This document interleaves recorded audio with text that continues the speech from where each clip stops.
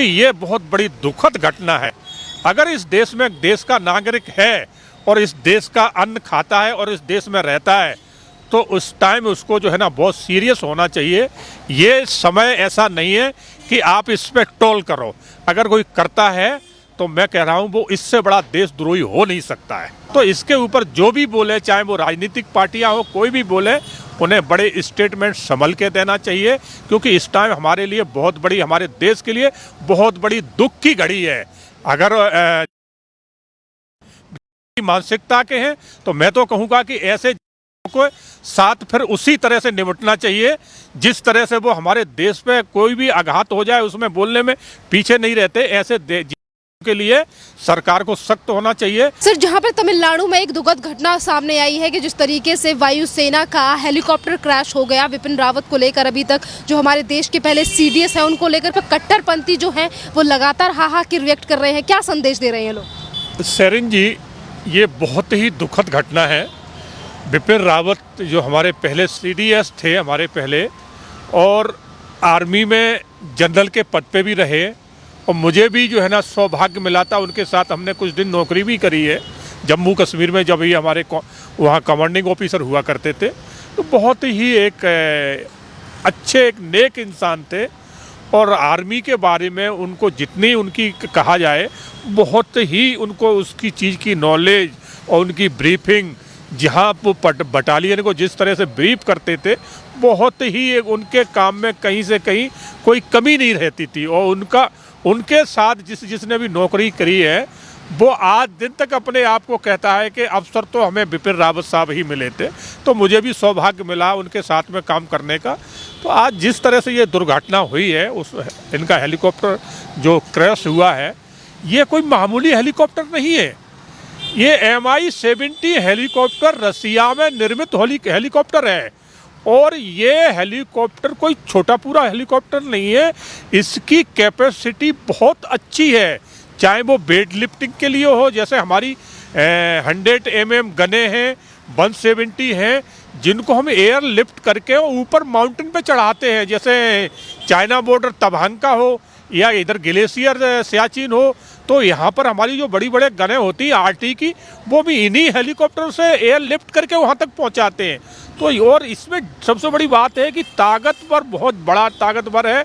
इसमें double engine होता है, और इसमें कहीं और इसके जो पायलट हैं उनके ऊपर कहीं से कहीं एक जरा सी भी गुंजाइश नहीं बचती है कि पायलट कहीं से कहीं कोई कमज़ोर होते हैं। पायलट बहुत ही ओंदा किस्म के पायलट होते हैं इन हेलीकॉप्टरों के। उसके बाद भी आज जिस तरह से ये हेलीकॉप्टर क्रैश हुआ है तो ये जांच का विषय है। मगर सरिन जी, एक तो बात सोचने वाली बात है कि ये हेलीकॉप्टर इतनी जल्दी आसानी से क्रैश हो जाए, ये बात हजम करने लायक नहीं है, क्योंकि इसमें डबल इंजन होता है। ये सिंगल इंजन का हेलीकॉप्टर नहीं है। अगर एक इंजन इसका अगर कहीं खराबी आती है, कोई टेक्निकल खराबी इसमें आती है, तो दूसरा तो काम करता है, मगर दोनों ही इंजन एक साथ जो है ना काम करना बंद कर दें तो ये बड़ी विचारणीय बात है। और मैं आपको एक टेक्निकल बात इसकी और बताना चाहूँगा कि हेलीकॉप्टर और हवाई जहाज, इनमें बहुत, जब अगर हेलीकॉप्टर ऊपर से क्रैश होता है तो वो ये मान के चलिए कि ऊपर से कोई एक पत्थर की सिला आ रही है, बिल्कुल सीधा नीचे आता है। मगर हवाई जहाज की स्थिति ये नहीं होती। जब हवाई जहाज अगर ऐसे इस तरह से क्रैश होता है तो वो उसकी स्थिति मतलब धीरे धीरे डगमग आती है। मगर ये तो जैसे कोई ऊपर से पत्थर की सिला गिरती है ना, वो सीधा धड़ाम से नीचे गिरता है आके। और जब ये वहाँ से, ये क्या है, दिल्ली से गया था, विपिन रावत जी दिल्ली से गए थे, इनके साथ उसमें ब्रिगेडियर रैंक के भी बैठे हुए थे, कर्नल भी थे, और आर्मी के कुछ टेक्निकल जवान भी थे। तो ये करीबन 14 आदमी का इनका स्टाफ था। उसके बाद उस चालक दल अलग था। तो ये जब गए हैं तो बीच में इनको रिफिल करना पड़ा है, फ्यूल लेना पड़ा है। तो वहाँ भी इसकी जांच हुई होगी, क्योंकि हेलीकॉप्टर की, और चाहे वो दूसरा हमारा फाइटर विमान हो, अगर एक जगह से दूसरी जगह जब टेकअप करता है तो पायलट भी उसका निरीक्षण करते हैं, और वहाँ जो इंजीनियर, जो एक टेक्निकल दल होता है, वो पूरा उसका निरीक्षण करता है, ताकि बाद ही टेकअप करते हैं। तो जैसे ही ये रीफिल करके चला है और कुछ ही समय बाद जो है ना ये क्रॉस कर गया है, तो ये बड़ा जांच का विषय है। अब इसमें एक बात जो आती है वो ये है कि इसमें जो हमारा ब्लैक बॉक्स लगा रहता है, ब्लैक बॉक्स में सेकंडों के जो है ना सर्विलांस और जो भी घटनाक्रम होता है वो पूरा जो है ना इसमें सर्विलांस होता रहता है। और पायलट ने जो है ना लास्ट तक की जो है ना जो भी इसमें घटना घटित हुई है वो पायलट ने ब्लैक बॉक्स में सब कुछ नोट कराया होगा। और उससे जुड़ा हुआ जो भी पास में एटीएस होगा, एटीएस में सारी सूचना दी होगी। तो ये जांच में ये सब चीज़ें खुल के आएंगी। और मैं बहुत अहम बात बताना चाहूँगा शेरिन, कि जो इसमें पायलट थे वो पायलट बहुत ही एक उम्दा किस्म के पायलट थे, जिनको भारत जिन पे गर्व करता है वो पायलट थे। तो इन पायलटों ने लास्ट तक अपनी जान की परवाह ना करते हुए उन्होंने भारत की संपत्ति और जो उसमें बैठे हुए लोग उनके लिए लास्ट तक संघर्ष किया होगा। उन्होंने अपने लिए नहीं सोचा होगा, मगर ये सोचा होगा कि इसमें बैठे हुए लोग सकुशल और इस हेलीकॉप्टर को कैसे मैं सकुशल नीचे तक ले जा सकूं, जो दोनों चीज़ों को बचा सकूं। मगर वो इसमें लास्ट तक सफल नहीं हुए हैं, तभी ये घटना घटित हुई है। नहीं, हमारे पायलट कभी तो लास्ट तक लड़ते हैं, फाइट करते हैं। जब उनके हाथ से सब कुछ निकल जाता है तभी इस तरह की घटना बड़ी मुश्किल से वो होने देते हैं।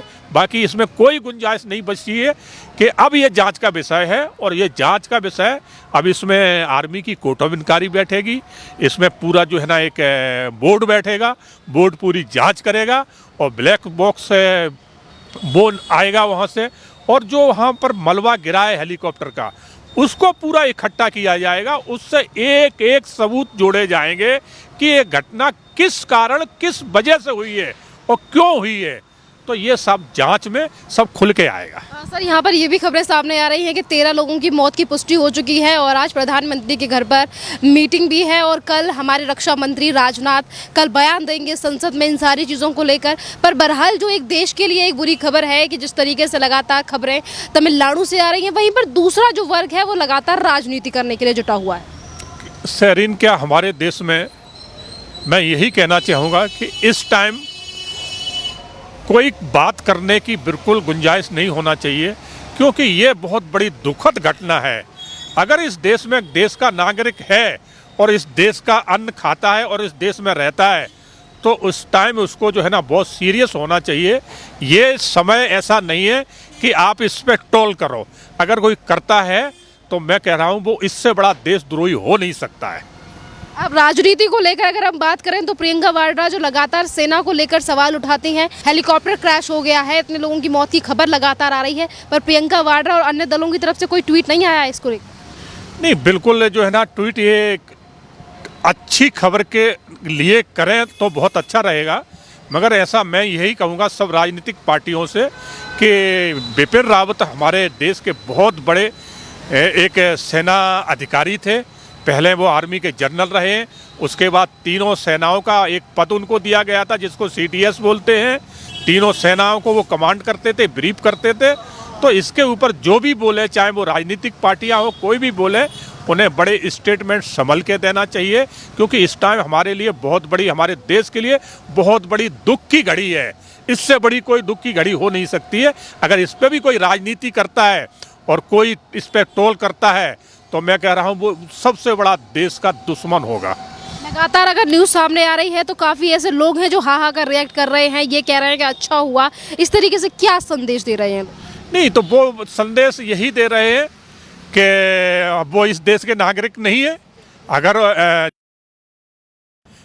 मानसिकता के हैं तो मैं तो कहूँगा कि ऐसे को साथ फिर उसी तरह से निपटना चाहिए जिस तरह से वो हमारे देश पे कोई भी आघात हो जाए उसमें बोलने में पीछे नहीं रहते। ऐसे के लिए सरकार को सख्त होना चाहिए और ऐसे की जगह सिर्फ जेल है और कहीं भी नहीं है। सर, जिस तरीके से हालात अभी नाजुक बने हुए हैं, लगातार लोगों की तरफ से सवाल उठ रहा है। सीडीएस विपिन रावत मौत की पुष्टि हो रही है, लगातार जो लोगों का मनोबल है वो टूटता हुआ नजर आ रहा है। सेना को लेकर क्या कहेंगे कि एकजुटता दिखाए, क्या कहेंगे?